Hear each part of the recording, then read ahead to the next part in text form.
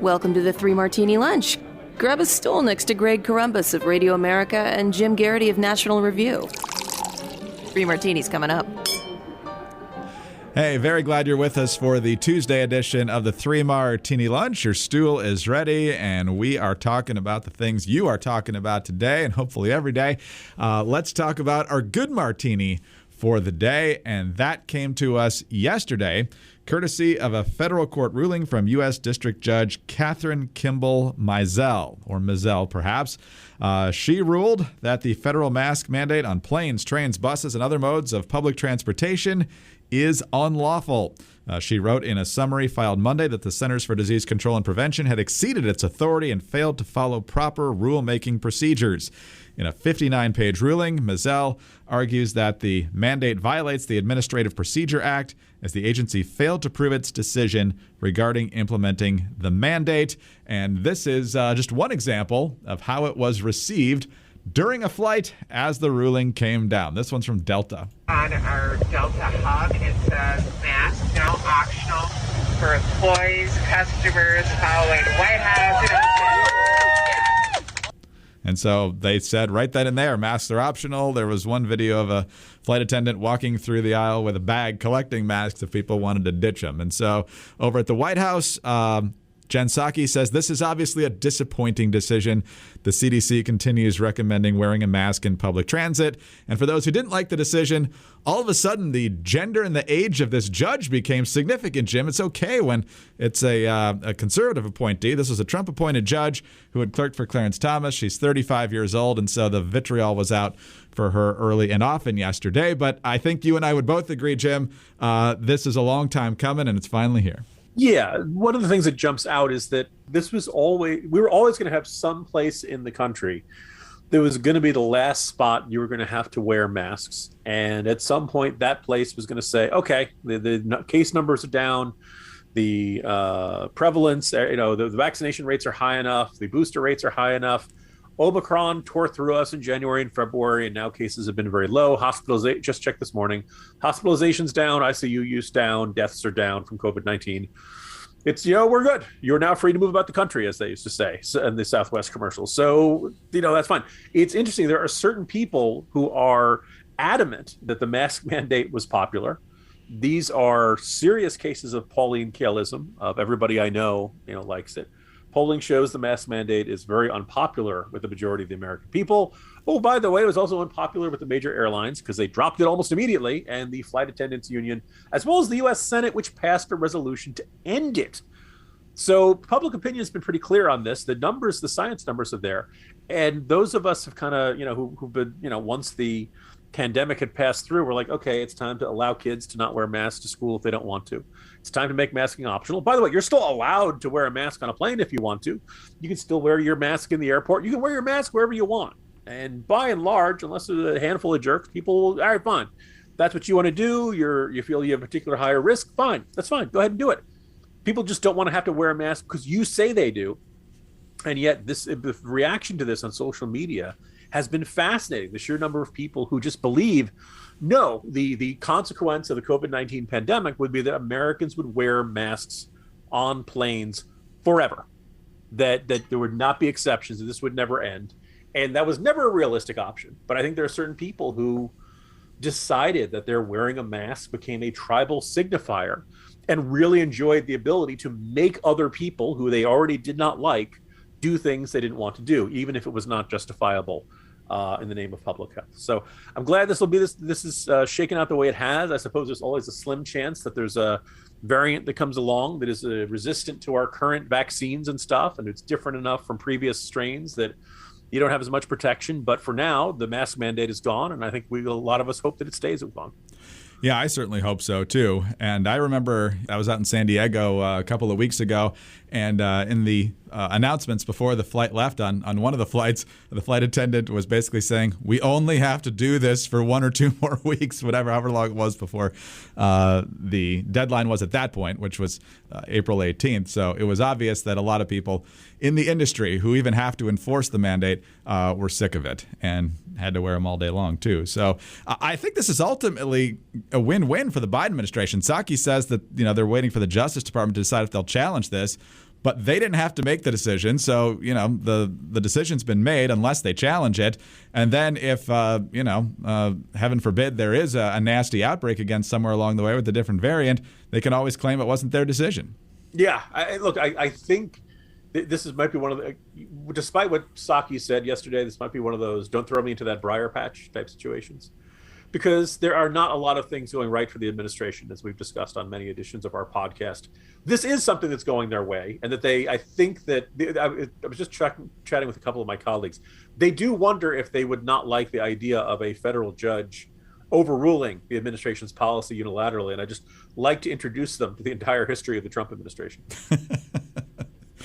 So, Jim, it was supposed to be Independence Day last July 4th, and now they're grousing that the mask mandate is over more than 9 months later. Where's my math? But nonetheless, hopefully this is a big step towards officially getting back to normal. Certain businesses, I'm sure doctors' offices are going to hang on to it longer. Some of them might do it permanently. I don't know. But a lot of people were clamoring for this, and they've got it. So a good day. And also a sign that the pandemic is certainly waning, which is perhaps the best news of all. All right, Jim, let's move on to our first great sponsor of the day, and that is Quip electric toothbrushes. Look, good health starts with good habits, and good health is also connected to good oral health. And Quip makes it all easy by delivering all of the oral care essentials that you need to care for your mouth. The Quip electric toothbrush is beloved by more than 7 million mouths. It has timed sonic vibrations with 30-second pulses to guide a dentist-recommended 2-minute clean. It's got a lightweight and sleek design for both adults and kids with no wires or bulky charger to weigh you down. The multi-use travel cover doubles as a mirror mount for less clutter in your bathroom. It has reusable handles in a range of sleek metal hues, including the best-selling all black and all pink, as well as bright plastic colors sure to make a pop to your bathroom counter. And if you're on top of your brushing, you can upgrade your Quip with a new smart motor to track and improve your brushing with the free Quip app. And you can earn amazing rewards like free refills, products, Target gift cards, and more. My kids have the Quip electric toothbrush. I told you my wife stole mine, and you know that it works great because they love them. They're also great to travel with. Very, very convenient. So if you go to getquip.com/martini right now, you'll get your first refill for free. That's your first refill free at getquip.com/martini. That's spelled GETQUIP.com/martini. Quip is the good habits company. All right, Jim, on to our bad martini now. And Taylor Lorenz has become a fairly notorious reporter, kind of out there figuring out which conservative she's going to stalk and expose is one of her favorite words, as we'll see here in just a minute. However, because of her reporting, she's been called out by a number of folks on the right. And as a result, she's apparently gotten some pretty vicious blowback, some of which is not even suitable to put on the podcast here. It's beyond the pale. And we should point that out. In fact, she was on a story for MSNBC, or maybe it was just NBC, a couple of weeks ago, talking about how hurtful this has been for her. There's many people that are tweeting, these are Taylor Lorenz's loved ones. They have everyone. photos. Wow, these are all photos of your family members. Yeah. Children. They'll threaten children. They'll threaten my parents. I've had to remove every single social tie. I had severe PTSD from this. I contemplated suicide. It got really bad. You feel like any little piece of information that gets out on you will be used by the worst people on the internet to destroy your life. And it's so isolating. And terrifying. It's horrifying. And so you can empathize with that, certainly, Jim, for some of the horrific things that she's heard. But she keeps doing kind of the same thing towards people on the right. The latest example of this is that she was soliciting comments because she was saying, quote, and this is her email to Ron DeSantis' press secretary, Christina Pushaw, "I'm a tech reporter at the Washington Post. We are running a story exposing the woman behind the Libs of TikTok account. Our story mentions your many interactions with the account and praise of it. If you'd like to offer comment, please let me know within the next hour. You can give me a ring on such and such a number if you prefer." That part was blacked out in Christina's tweet about it. And so, this is a Twitter account that basically goes around showing hypocrisy among liberal figures on Twitter. Here's their tweet against Trump or somebody else on the right, and then having the exact opposite position when a figure on the left is in the crosshairs for something very similar.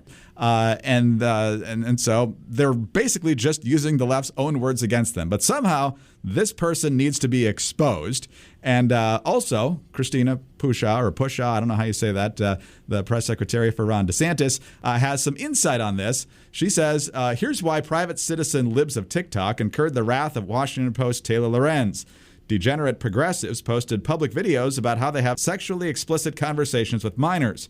Then the Libs of TikTok reposted those videos, and the degenerates faced professional consequences. So, Jim, whether that's the reason this is happening or not, going after an anonymous Twitter account as though somehow it is influencing vastly the talking points of everybody politically on the right, which is basically the premise for this piece, is insane. So should Taylor Lorenz be treated the way she has been? No, but she should know better than to treat other people in a similar fashion. Yeah, look, this is a deeply frustrating story because each bad, Taylor Lorenz, from where I sit, is probably one of the most, let's just say bad. I could use a lot of other adjectives there, but one of the worst members of the modern journalistic cadre, in part because her beat, social media, I think tends to spotlight some of the least meaningful and important aspects of our political world, elevating it to, the sort of consequence that most people would reserve for the Russian invasion of Ukraine.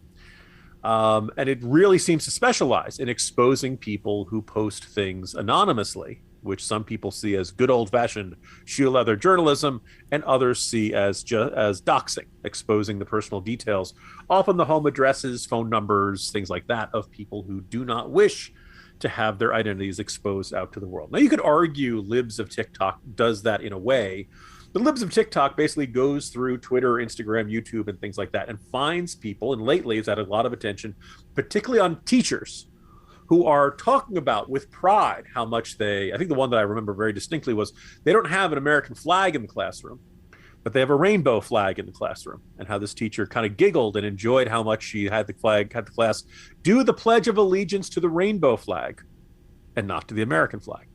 Now, if you're dumb enough to be a teacher and then put this out onto social media, don't blame Libs of TikTok for calling the world's attention to it. You were the one dumb enough to say to the world, hey, this is what I'm doing. I do see my job as indoctrinating your children and basically living down to the stereotype of the, nose-ringed, maniacal left-winger who isn't really all that interested in teaching the kids reading, writing, and arithmetic, but interested in teaching them, the most far-left extremes of modern democratic politics. But obviously, Libs of TikTok is starting to decide, well, we can't have somebody anonymous doing this. No. The world must know. Oh, by the way, this is the same newspaper that had really no interest in Hunter Biden's laptop. And with the entire social media world that shut down the links to the New York Post reporting on Hunter Biden's laptop because it just wasn't newsworthy. In fact, it might be Russian disinformation. We were warned by all of those retired intelligence officials. But who's behind Libs of TikTok? Oh, that's something we absolutely positively need to do. Now, the great irony here is that, look, if Taylor Lorenz really has had those experiences of having pictures of your kids and having pictures of your other relatives sent to you with threatening messages, that's terrible. Nobody should have to go through that. I do think, though, that's not special. That's not unique. That happens to everybody, or almost everybody, it seems. I've gotten my share of death threats. It sucks. It's not good. You forward them to the FBI. The FBI is not going to do anything about it. But if, God forbid, somebody actually does kill you, then you've at least got some record of that. I would point out that my colleague Charlie Cook pointed out he spoke to someone in law enforcement and said, you really don't have to worry about somebody who sends you a threatening message to your email account or something. They're not going to do it. They're blowing off steam. They're all talk and they're no action. The person you have to worry about is the person if somebody intends to kill you, they're not going to send you an email ahead of time, which is not all that reassuring when you think about it. Yeah, not too comforting. Anyway, that's welcome to modern journalism. It's baked in the cake. And if it's the sort of thing is serious enough to make you contemplate suicide, as Taylor Lorenz says, maybe modern journalism is not for you. I hate to say that. I hate to, but really, you do have to develop an ability to know that particularly when you are a social media reporter, you're going to get pushback on Twitter. You're going to get pushback on YouTube and Instagram and all these other things. And it's often going to be nasty. Welcome to social media. That's part of that's baked in the cake.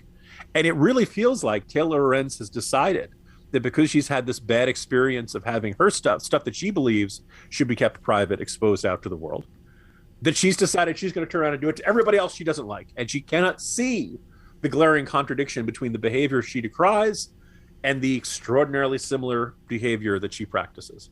It is a deeply frustrating illustration of the state of modern journalism. I'll point out, Taylor Lorenz was hired by the Washington Post after many years at the New York Times, where I loved her expose on the difficult lives of social media influencers during the pandemic, Greg. That one probably didn't get quite as much blowback. But yeah, this is, reminiscent to me, at least, of the time CNN just had to find out who made that gif of Trump clotheslining CNN when he was really clotheslining Vince McMahon at a WrestleMania years before. That was just beyond the pale. That one had to be exposed. It's almost like, remember the rodeo clown, too? We had to find out who that guy was and make his life miserable, too, because he had an Obama mask at a rodeo like a decade ago or something. Greg, I'm going to do something that I really hate to do. Okay. And that is, I have to give Matt Iglesias credit. You maybe remember him formerly of Vox, now who's doing his own writing and his own little personal newsletter there. Political newsletters. They'll never take off. But just kind of observe, and he goes through and he kind of says, okay, if Taylor Lorenz had wanted to write an op-ed that basically said Libs of TikTok is bad, go ahead. You can do that, right? It's not just the argument about opinion journalism versus news journalism. It is kind of pretending, what is the point of the story of here's who's behind Libs of TikTok? What is the news value? What is important there? And there really isn't much anything there. Basically, this is who it is.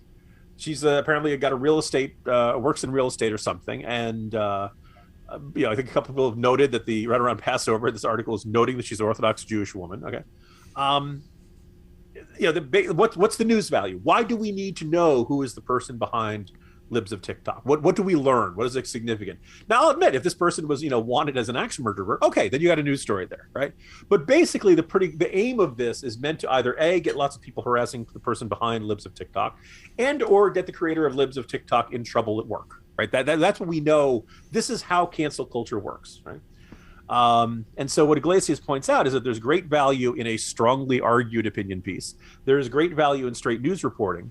And he describes what Lorenz has done as uncanny valley stuff, takes that are just structured as news stories through the alchemy of experts say, but it turns out to actually just be an op-ed piece designed to say, hey, this person is bad, don't you hate this person? And I hate to say it, but good job, Matt Iglesias.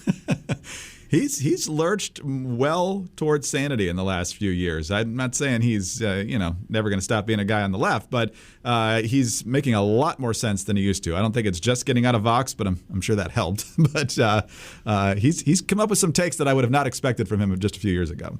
Yeah, and the thing is that it's a really well-reasoned point, which is that if Taylor Lorenz was a op-ed columnist, we'd be irked by her, but it would be a little bit more justifiable. Okay, she's an opinion columnist.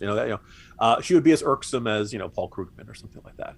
But now the idea that she's the social media and tech journalist and that what she's doing is news, that really drives us crazy.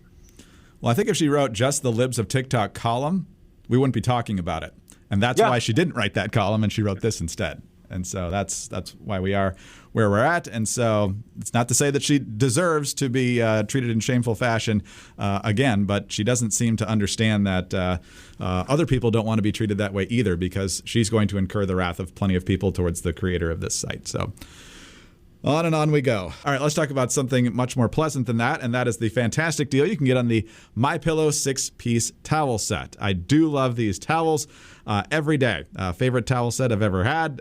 Big, soft, fluffy, thick, get you dry real fast, and they stay that way wash after wash. And the deal now, the towels, usually $109.99, on sale for just $39.99 a set. Now, you might be wondering, where does the cotton used in the MyPillow 6-piece towel set come from? Well, if you've been listening to this podcast, you've probably heard me mention that the cotton is grown right here in the United States. Now, some other towels might feel good, but they don't absorb well.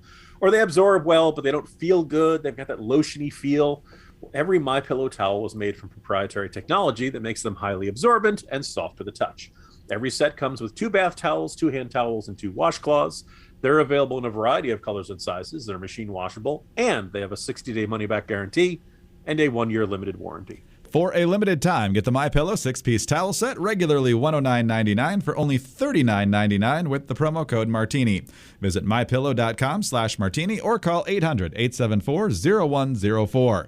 You'll also find deep discounts on all MyPillow products, including the MyPillow mattress topper, MyPillow Giza Dream Sheets, and so much more. Get your 6-piece MyPillow towel set for only $39.99 today at mypillow.com/martini or call 800-874-0104.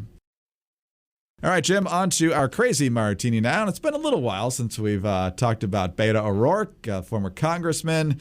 Then, of course, the darling of the left as he challenged Ted Cruz for the Senate in 2018. Didn't win, but came fairly close, certainly in terms of the standards set by most Texas Democrats. That prompted him to run for president briefly. That fizzled out pretty badly, although he did admit that he wants to take your guns. Now he's running for governor of Texas. He's already won the nomination, and he's tried to sound a little more moderate on some issues. He says he no longer wants to take your guns.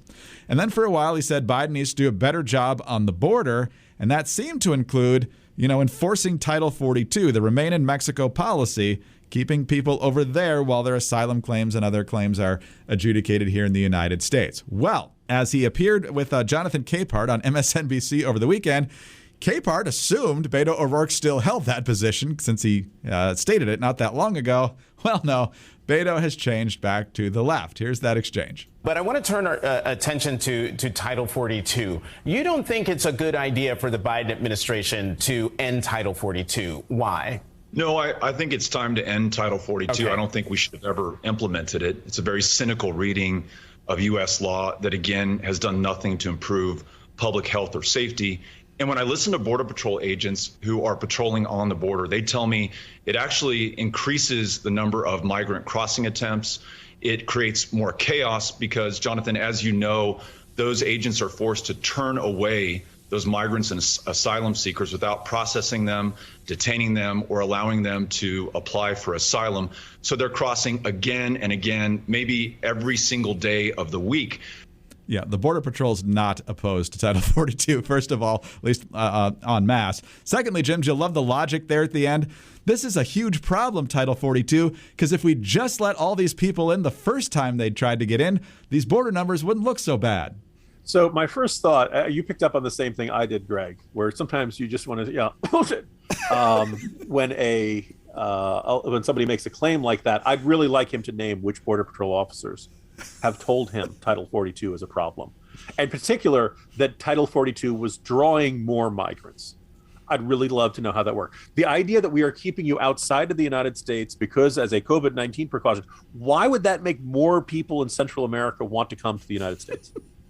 It makes absolutely no sense whatsoever. And so my argument is that no, he's never spoken to any Border Patrol agents who told him that. He just knows that this is a really implausible argument and he wants to attribute it to a U.S. Border Patrol agent. The second thing is that Beto O'Rourke he's not anything right now. He's a former congressman. He's not in any. So why are Border Patrol agents giving him briefings? I'm kind of left, unless he's getting together with them after hours or something. But it just doesn't make nothing of what he said makes sense, and I think he's just making it all up.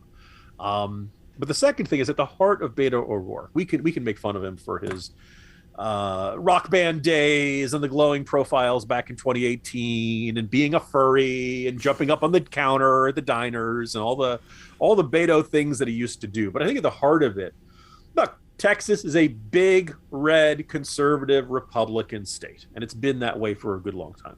El Paso Now, if you look closely at that map, county by county or region by region, there are some blue corners. El Paso is one of them. Actually, the big cities, Dallas, Houston, I also have a whole bunch of Democrats in there. They just are dwarfed by all the other Republican voters living elsewhere in the rest of that very big state.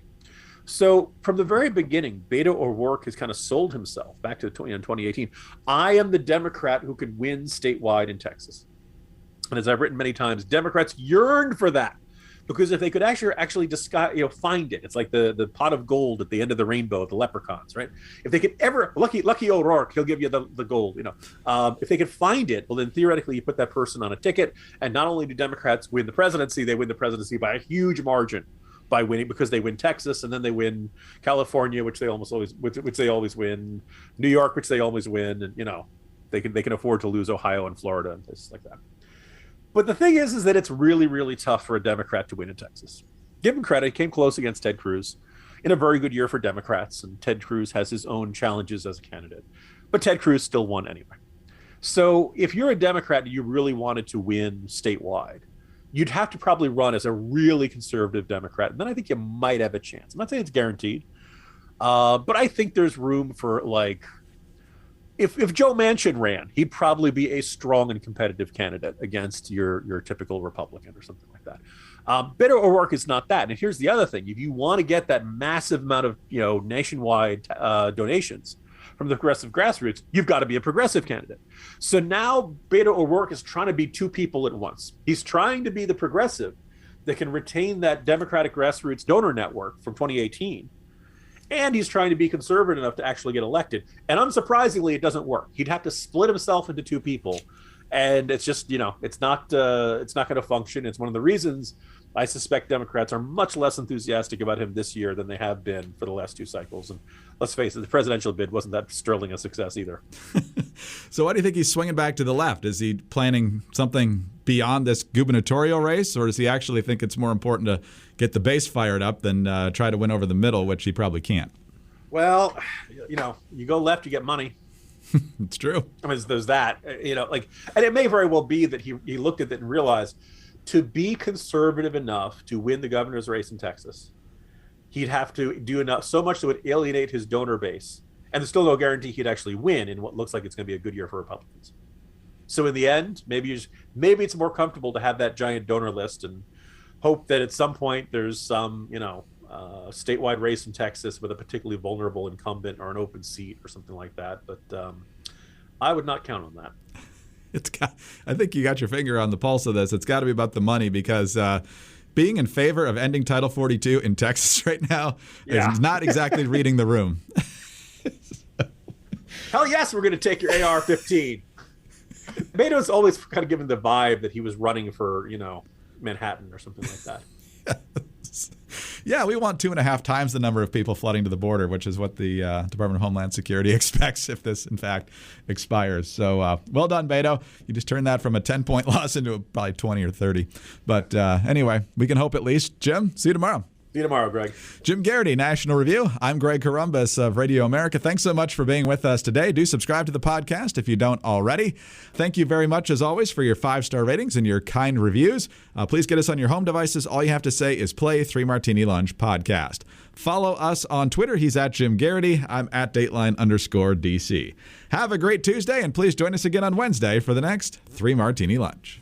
The mainstream media shies away from the simple questions with hard answers that we all need to hear. I'm Byron York from The Byron York Show. Every day on the No Chit Chat podcast, I bring you the reality of what's going on in our government and around the country with no extra fluff. In my latest episodes, I lay out the blunt facts of what's going on in the District of Columbia, the way the media is misleading the public, and plans that political parties are making. Concise, comprehensible news is what America needs and deserves. I'm here to deliver.